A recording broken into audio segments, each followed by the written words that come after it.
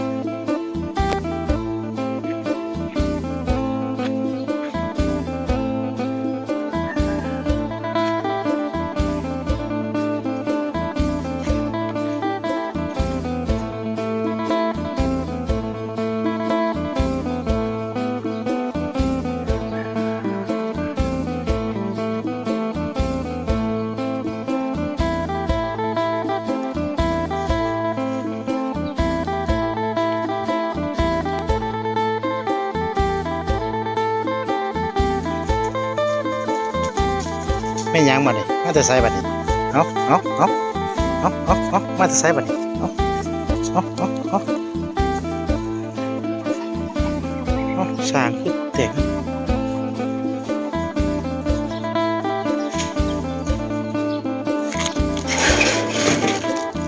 เลิกปานใดมัน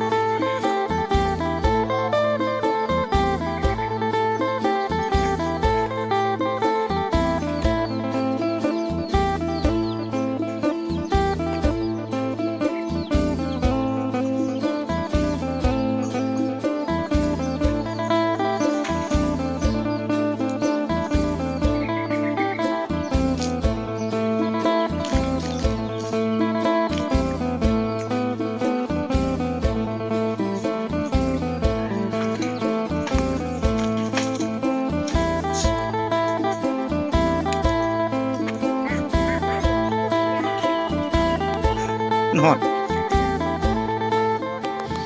มาฮอดนี้บ่รถกะขอขอบบุญขอบคุณที่เข้ามาทักทายสบายดีเข้ามาเบิ่งมาชมให้กำลังใจบ่รถเนาะ